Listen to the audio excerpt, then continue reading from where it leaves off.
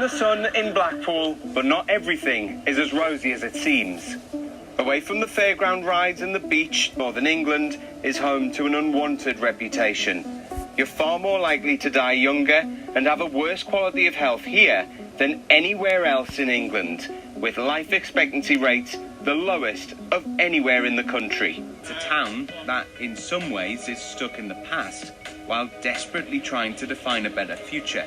Everyone knows things need to change, but some question whether it's even possible. They don't look after the people, they look after the tourists. That's the difference. They're not bothered about us. That's the way it is.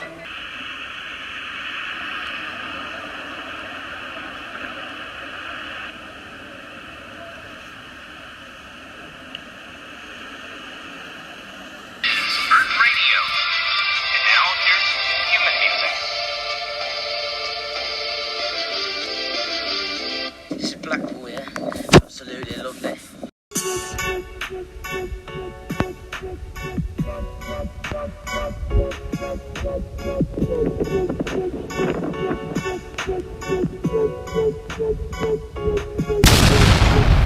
A combination of declining tourism and deindustrialisation has seen Blackpool experience a major decline in living standards, exacerbated by insufficient investment and resulting in it being a net importer of ill health, unemployment and precarious labour. Some argue that to level up, Blackpool should improve housing standards and drive out unscrupulous landlords. However, others argue it should concentrate on infrastructure investment, enterprise and public services to attract and retain better health and skilled labour. Ultimately, a combination of initiatives are needed which address the UK government's 12 levelling up missions. In a country where affordable housing is hard to find, people have gravitated towards coastal towns like Blackpool, where the receding tide of tourism has left behind a surfeit of derelict B&Bs that have been turned into poor quality bedsits and HMOs. These are often run by absentee landlords who profiteer from maximising their housing benefit take from over-congested housing. It's estimated that at least 1 in 3 Blackpool properties are considered non-decent,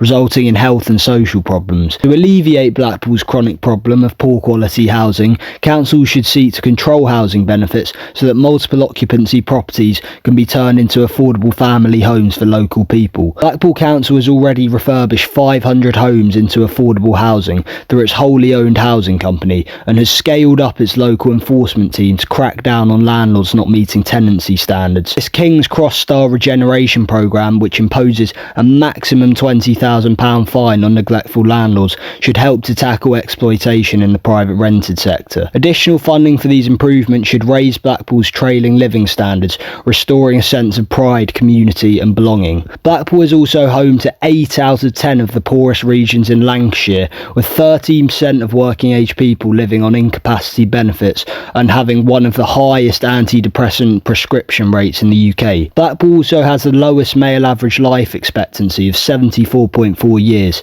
28% of which is due to external causes. This is partly because Blackpool has experienced a gradual decline in tourism and its associated employment due to cheap overseas travel competition and the shift in its own market to late night drinking, stag and hen parties. Blackpool's hidden unemployment rate would suggest further spending is needed for levelling up the job market and enterprise opportunities. To revive tourism and stimulate the local economy, Blackpool has already spent £300 million on developing an indoor theme park, Chariots of the Gods, with a heritage quarter and a multi-storey car park. This investment is set to create 1,000 new jobs, bringing an estimated 600,000 visitors each year and facilitating a £75 million increase in annual private sector spending. To leverage this local multiplier effect, the government should increase Blackpool's £39.5 million town deal to fund new and existing Showtown Blackpool, Talbot Gateway, hospitality and street modernisation projects. These initiatives should create local jobs, income, consumption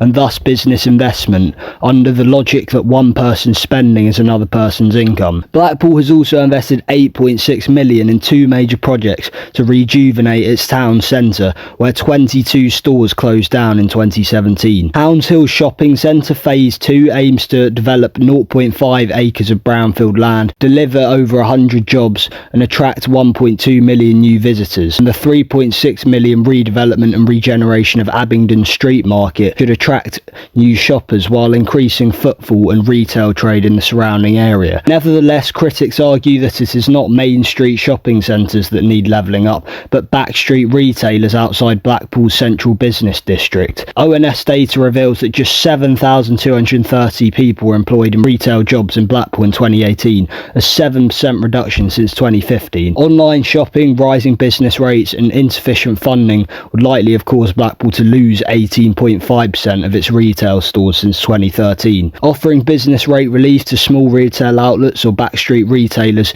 could therefore help to stimulate Blackpool's local economy by supporting smaller retailers in deprived areas. The government could also expand Blackpool's airport enterprise zone, invest more money in the Edge's office space and provide additional funding for the 30 million conference centre at Winter Gardens. It has increased Winter Gardens' capacity to 7,000 delegates with 12 district venues, creating new jobs and economic opportunities. The Edge has already spent 4.5 million on redeveloping council-owned buildings into modern office spaces for startups and growing businesses. Furthermore, the airport enterprise zone, shown below, has already attracted 114 new companies and over 1,600 new jobs since April 2016. Expanding this beyond Squires Gate alongside increasing the capacities of the Edge and the conference centre should enable Blackpool to attract other new enterprises and reach its 5,000 job target. Alongside regeneration projects and private sector improvements, more money is needed for levelling up quality and efficiency of Blackpool's public services. Blackpool has the UK's largest learning gap, with underprivileged students approximately 26 months behind wealthy students